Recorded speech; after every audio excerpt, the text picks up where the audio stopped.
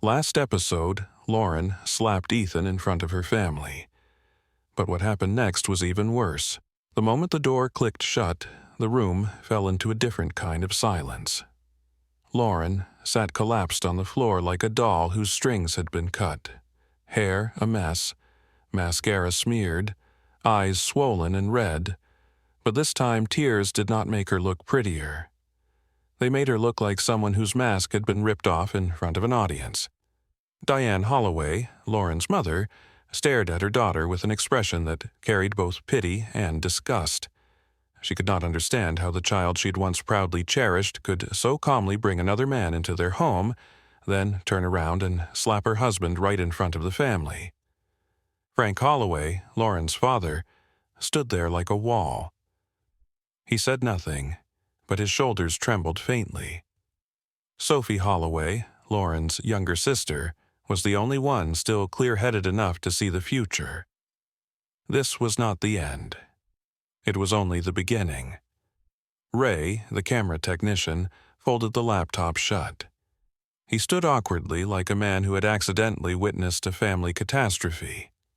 He tried to step toward the door, but Frank stopped him with a blunt gesture. Frank looked at Ray, his voice deep and heavy. "Delete the file for me. Do not let it leak outside." Ray nodded quickly, hands shaking. "Yes, sir." Lauren jolted up as if she'd been set on fire. Only now did fear truly flood her blood. She stammered in a hoarse voice, "No, you cannot delete it. That is private." Sophie stared at her sister, her pain turning cold. "You are still thinking about privacy." Lauren whipped around and snarled. "Shut up!" Diane suddenly screamed. "Enough!" For the first time in her life, Diane realized she could no longer protect her daughter, not because she did not love Lauren, but because she finally understood that love could not cover humiliation. Frank stepped closer to Lauren. His voice was not loud, yet every word dropped like stone onto the floor. He spoke slowly. "You slapped your husband in front of your parents, in front of the whole family." Lauren lowered her head, sobbing. I did not know what I was doing." Frank laughed, but it was not joy. It was the laugh of a father who had just seen the most disgusting truth. He looked straight at her. "You knew exactly what you were doing. You just thought you would never get caught." Lauren went silent. Yes, she feared only one thing, exposure. And in that instant, Sophie understood Lauren was not someone who made a mistake. Lauren was someone who made a choice. Ethan drove into the night. The city of Charlotte slid past the window like an old movie. He had driven these roads hundreds of times, from home to the company, from the company back home, from home to pick up Lauren, then back again. But today, everything looked unfamiliar, as if he had just stepped out of a life he once believed was real. Ethan stopped in an empty parking lot, turned off the engine, and sat motionless. In his ears, the words from the security camera still echoed. "My husband is weak. He would not dare do anything." That sentence hurt more than the affair itself. Cheating was betrayal, but that sentence was the destruction of dignity. It turned a man into a joke. Ethan stared at his reflection in the glass, and he remembered the first time he met Lauren. Back then, she was not a CEO yet, only an ambitious girl at a startup seminar, talking about the future with eyes burning like fire. Ethan had been drawn to that energy. He loved her strength. He believed he would be the one standing behind her, lifting her higher, and he did exactly that. But he forgot one thing. Some people, once they climb high enough, do not feel gratitude towards the support beneath them. They step on it to prove they can fly on their own. Ethan picked up his phone. He did not call Lauren. He did not text her. He called someone else, a lawyer. Ethan's lawyer was Noah Bennett, a man he had met 2 years earlier during a discreet business deal. Noah answered immediately. Ethan kept it short. "Noah, I need you." Noah did not ask much. His voice was calm, like a man used to watching marriages collapse.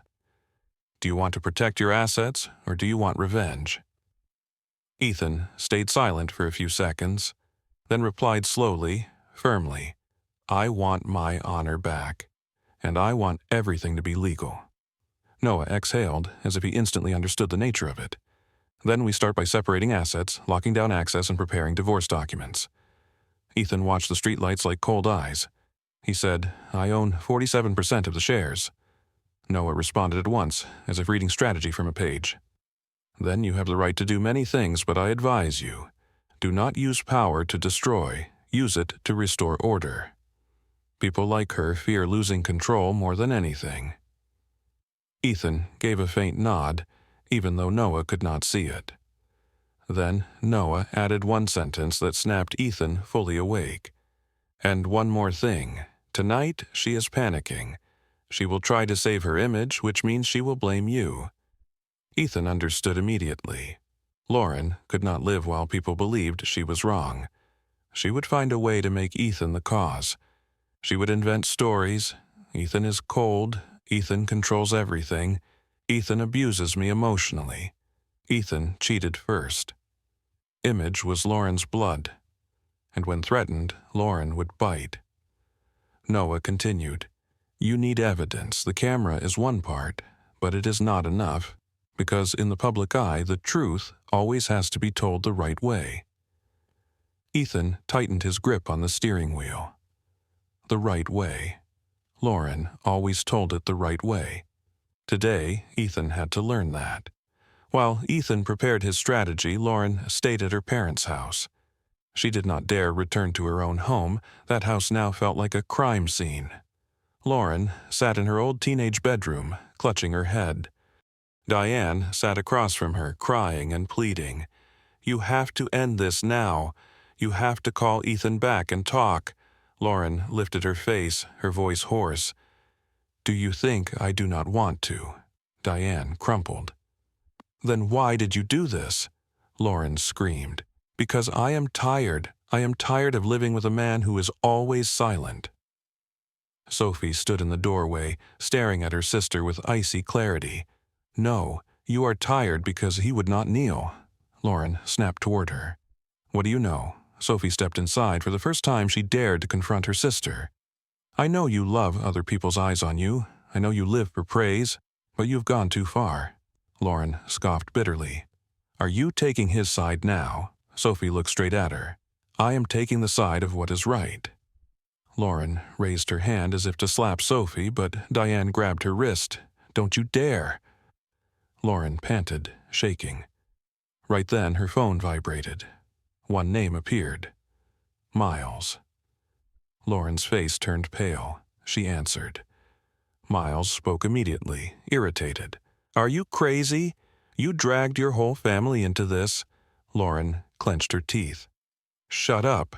Miles laughed coldly. You thought he was weak, but he is not weak. He has power, he has money, and he will destroy you.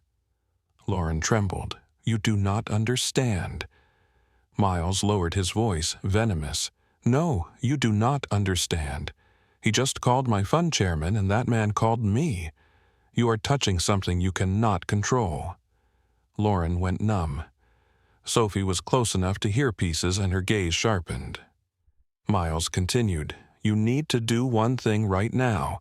You have to go to the media first. You have to make him the villain before he gets a chance to tell the story. Lauren swallowed hard. Exactly as Noah predicted. Lauren chose image over truth again. The next morning, as Ethan walked into his office, his phone began vibrating nonstop. Messages from friends, from colleagues, from people he barely spoke to. Ethan opened social media and saw Lauren's post spreading like wildfire. No camera footage, no Miles, no slap, only Lauren, a selfie with red eyes, a long caption overflowing with emotion. She told a story about a toxic marriage, a cold husband, a husband who controlled the finances, a husband who manipulated in silence, and last night, she said she had been pushed to the point where she could not breathe. She did not mention the affair. She played a subtler game, turning Ethan into an emotional abuser, Society believed that easily. Ethan read every line. He no longer felt anger. He only saw the truth clearly. Lauren did not fear losing her husband. Lauren feared losing her image. Ethan shut off the screen and looked at Noah. Noah was already sitting there as if he had predicted everything. Noah spoke quietly. "I told you she would blame you." Ethan nodded. He was not panicking. He only asked one question. "What do I do now?" Noah looked at him sharply. "You will not write a long post. You will not argue. You will not beg. You will do the one thing she hates the most. You will present evidence." Ethan did not show up online. He showed up where Lauren could not play victim, the boardroom. Lauren's aesthetic clinic was not just a business. It had investors, a board, financial reports. Lauren believed she was the soul of the company, but a soul without blood dies. Ethan entered the meeting room with Noah. More than a dozen people sat around the table. Half were Lauren's loyalists, half only trusted profit. Lauren arrived last, wearing a white suit, hair in a tight bun, face perfectly made up. She was still the CEO, still the queen. She looked at Ethan with a cold smile. "What are you doing here?" Ethan sat down. He did not look at Lauren like a wife anymore. He looked at her like a partner who betrayed him. He spoke slowly in a low voice.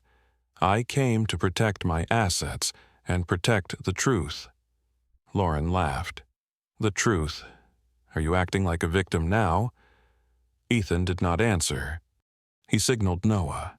Noah placed a folder on the table, thick paperwork stamped with legal seals. Noah spoke clearly. "I represent Ethan Carter. From this moment forward, Lauren Carter's access to the company accounts will be restricted.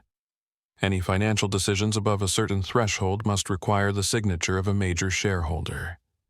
Lauren froze. "What?" a board member asked. "Which major shareholder?" Noah met their eyes. "Ethan Carter, 47%. The whole room sucked in a breath. Lauren forced a smile, but her eyes trembled. "This is a joke." Ethan stared at her, cold as steel. "How many times do you think this company almost died? Who do you think saved it?" Lauren hissed. "You have no right." Ethan tilted his head. His voice stayed calm but sharp. "I do have the right. I just never used it." Lauren jumped up. "You are destroying everything I built." Ethan looked at her. Slow and painful. "No, you destroyed everything. I am only cleaning the wreckage." Lauren shook with rage. She turned to the board, trying to rebuild her image. "This is personal. I request no one interferes." Ethan refused to let her escape. He placed his hand on the table. "It is not personal anymore when you use this company to cover your affair." Lauren flinched. "How dare you?" Ethan looked straight at her. "You brought Miles into our house. You think the camera did not record it." Lauren screamed. "You were spying on me." Ethan shook his head, his voice cut like a knife. "You exposed yourself." Lauren lunged closer, eyes burning. "You do not understand what I need. You are cold, you are numb, you suffocate me." Ethan looked at her, then at everyone in the room, and he said what a man with self-respect must say. "I was wrong to think silence was love. I was wrong to think enduring would keep the family together. But you were wrong to think betrayal was your right, and my honor was something you could step on." Lauren fell silent for a few seconds. Then she laughed. That laugh was no longer beautiful. It was the laugh of someone being stripped bare. She looked at Ethan with contempt. "Honor, you and your honor." Then she said, "Do you know what I need?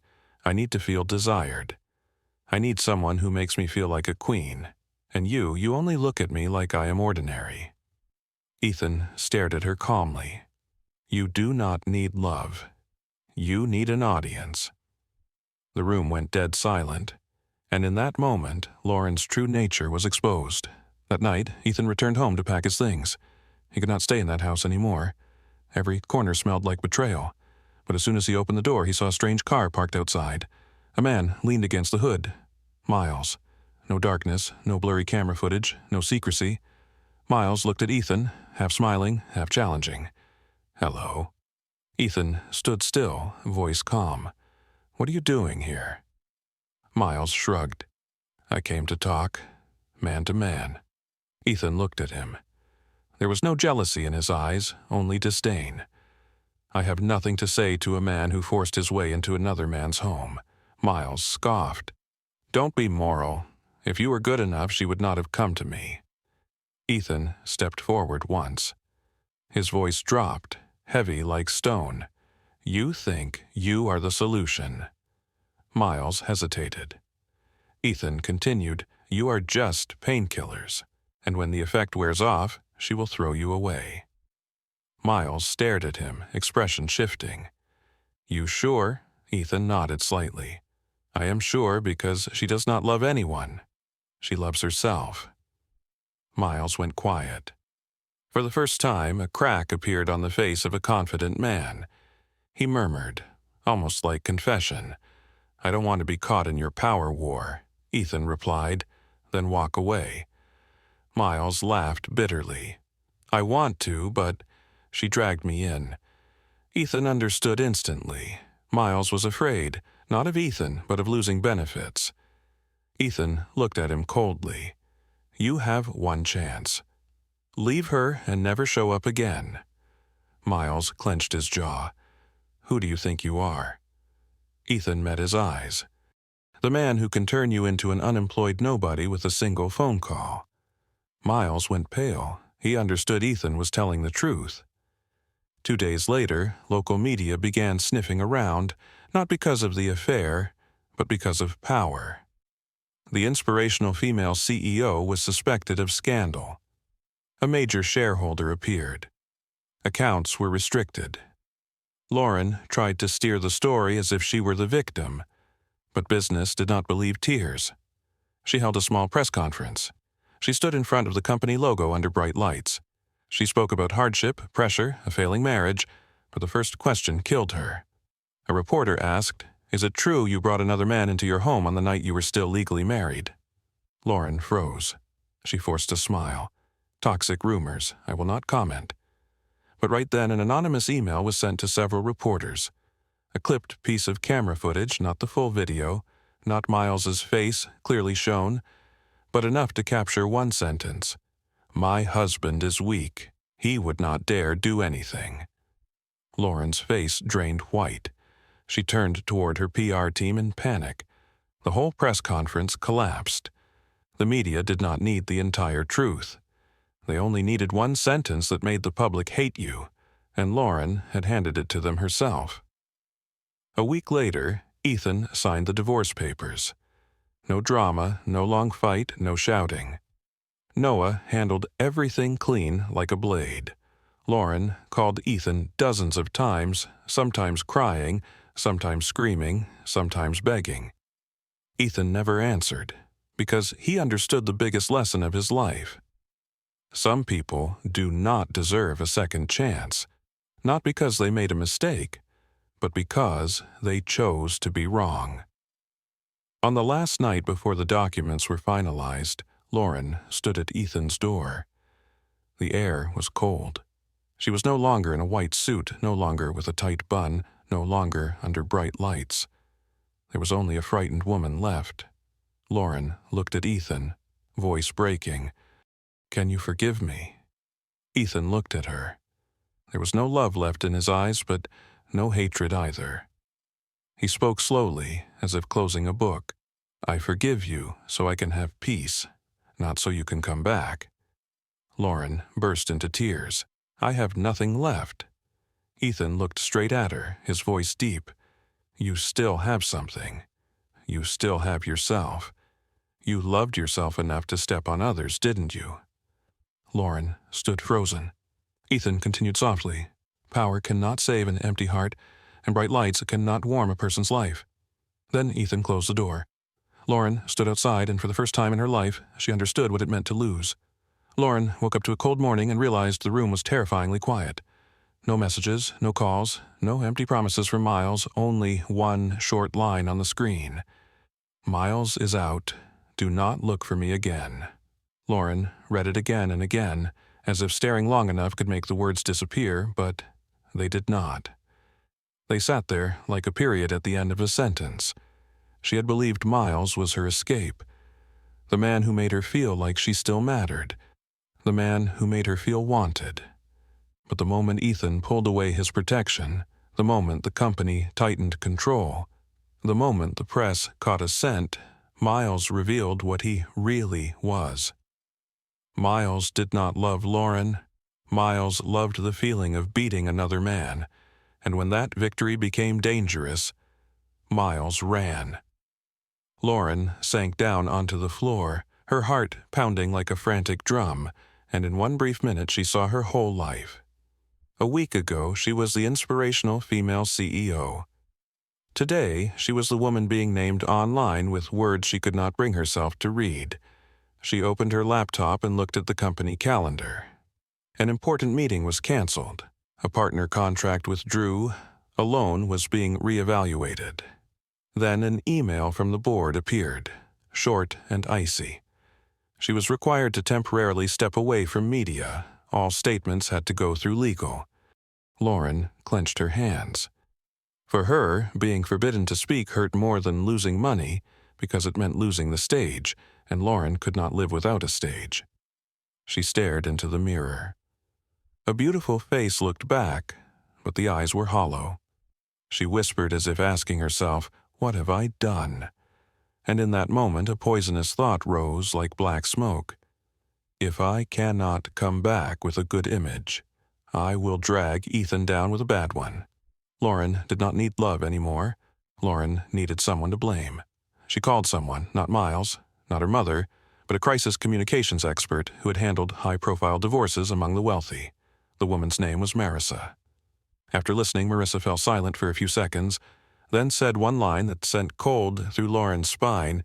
"If you want to live again, you have to kill Ethan's story first. You have to turn him into the thing the public hates the most." Lauren asked in a hoarse voice. "What thing?" Marissa answered, brief and venomous. "A powerful, manipulative man. A financial controller, an emotional abuser, a man who uses money to silence his wife." Lauren listened and felt her heart beat faster because it was a role she could perform. She had played the victim her whole life. Marissa continued, "You do not need perfect proof. You only need one detail that makes people furious, one story that makes them side with you by instinct." Lauren swallowed hard, and she remembered something Ethan once said years ago during a small argument. "If you keep doing this, I will cut off all the cards." That day, Ethan said it in anger. He never did it. He never even truly meant it. But that sentence, placed in the right context, could turn Ethan into a controlling man. Lauren's mouth curved into a thin smile, sharp as a blade. She had a plan. She would accuse Ethan of emotional abuse.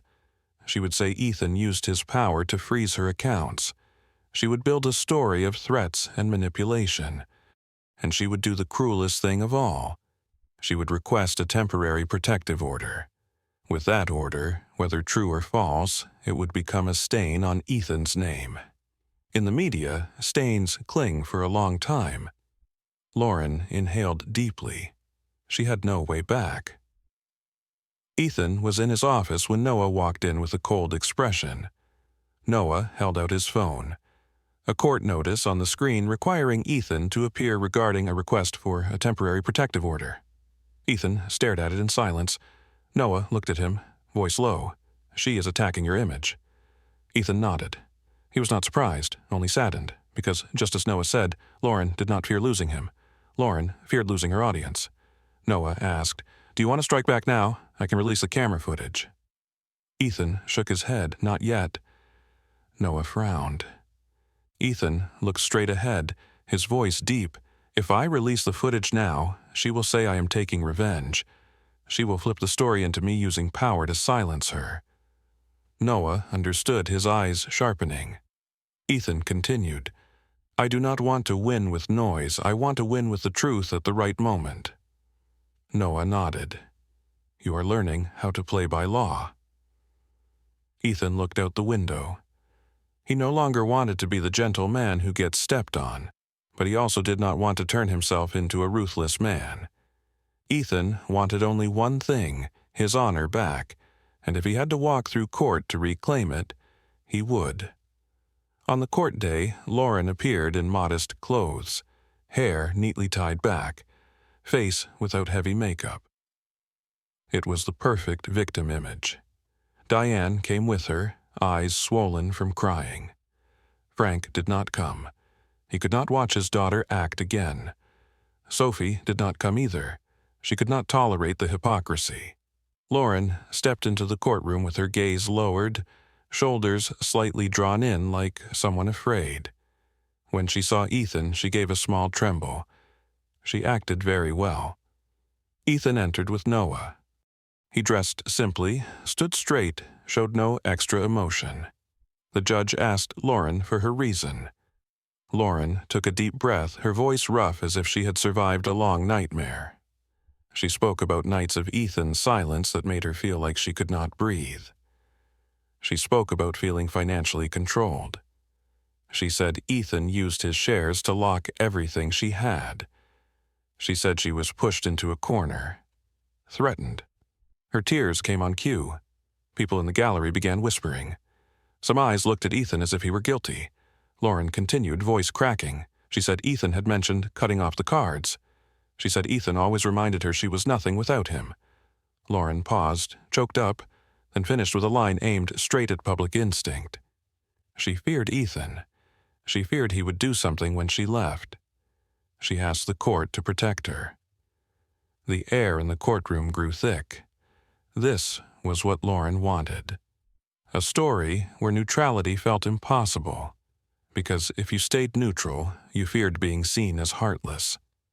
Ethan listened without interrupting. He only watched the judge. When the judge asked if Ethan had a response, Ethan stood. He did not rush to argue each line, did not fight over who was right or wrong through emotion.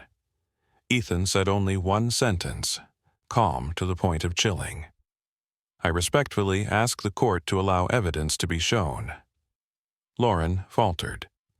Her eyes blinked rapidly. Noah placed a USB on the table.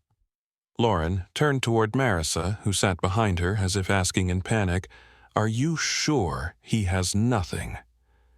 Marissa did not answer. Her face was rigid because Marissa knew any recording, if revealed at the right moment, kills every performance. The judge nodded. The courtroom screen lit up. Ethan did not show the video of Lauren kissing Miles first.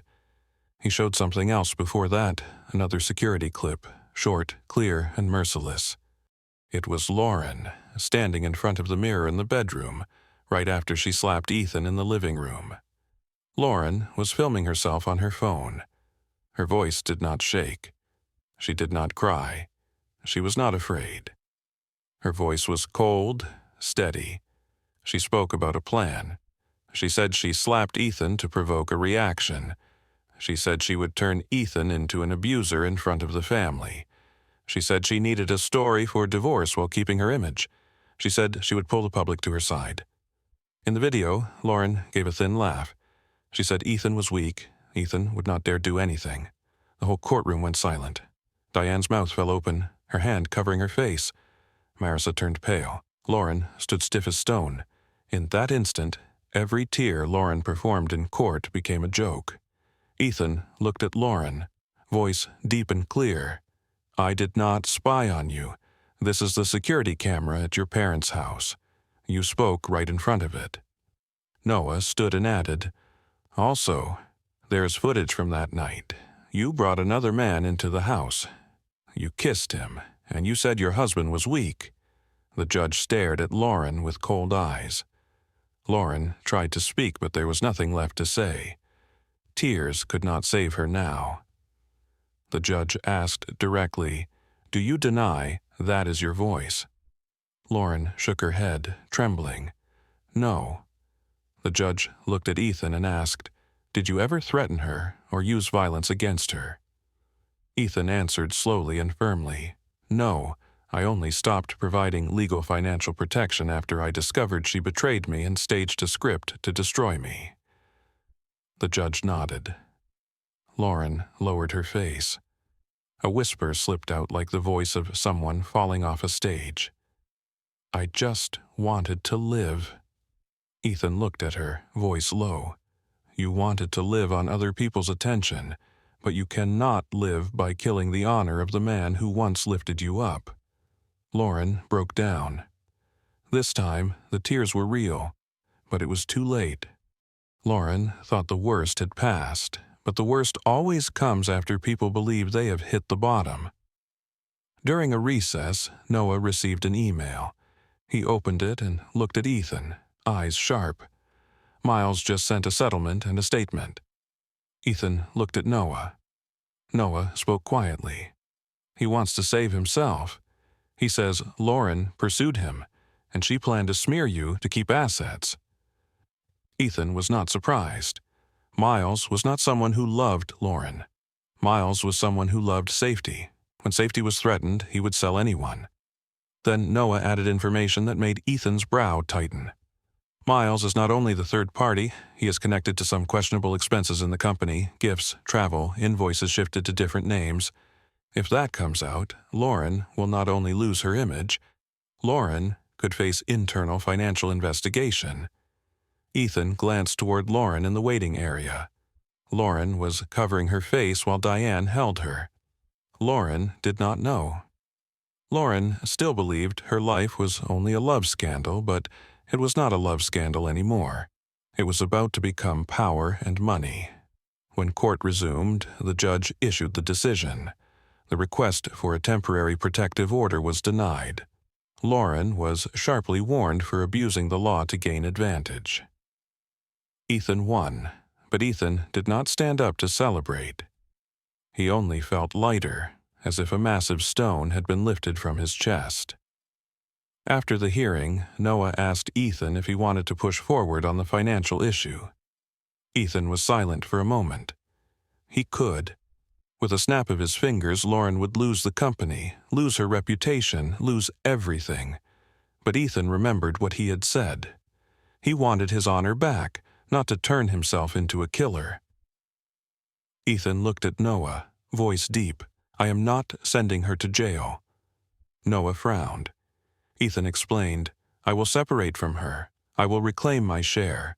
I will restore governance order, but I will not use power to crush her. I will use it only to close the door." Noah nodded. "You are ending this like a disciplined man, not like someone consumed by revenge." Ethan walked out of the courthouse. The sky was cold. He stood for a moment and breathed in deeply, and for the first time in years, he felt like he was breathing with his own lungs. Lauren ran after him in the parking lot. She called his name, her voice breaking. "Ethan." Ethan did not turn back immediately. Lauren came closer, face blurred with tears. She stood before him like someone stripped of all armor. She spoke fast, as if she feared that if she hesitated for even 1 second, Ethan would disappear. "I was wrong. I was truly wrong. I panicked. I was scared of losing everything. I just wanted to keep what I built." Ethan looked at her. His eyes were not cruel, only cold. He spoke slowly. "You did not want to keep love. You wanted to keep an image." Lauren sobbed and shook her head. Ethan continued, "You dragged the court into this just to kill me. You turned me into an abuser so the public would stand with you." Lauren choked on her breath. Ethan looked straight at her, voice deep. "There is a line a man cannot allow anyone to cross, his honor." Lauren whispered desperately, "I can fix it." Ethan exhaled, very softly. "You can fix your life, but you cannot fix the truth, and you cannot fix the way you see me." Ethan walked toward his car. Lauren grabbed his sleeve like she was clinging to the last piece of her life. Ethan stopped, did not yank away. He said one final line, slow and clear, I forgive you so I can have peace, but I will not come back so you can feel safe." Lauren collapsed. Ethan pulled his sleeve free, got into the car, and this time he drove away without looking back. A month later, Lauren was still CEO on paper, but she was no longer a queen in the public eye. She was no longer an inspirational symbol. She became an example of a woman who traded everything to protect an image and ended up losing both the image and the person. The board changed policies. The company went silent in media. Friends left. Praise disappeared. Lauren stared at herself in the mirror and no longer recognized who she was. She once believed power meant other people had to listen to her, but real power is being able to look at yourself without disgust, and Lauren could not. As for Ethan, he began a different life. No spotlight, no proving, only peace. He reclaimed his honor by refusing to become what Lauren tried to turn him into. If you were Ethan, would you push Lauren all the way to the end, or would you stop like Ethan did to keep a boundary for yourself? Comment your choice below, and do not forget to like, comment, and subscribe to follow the next chapter.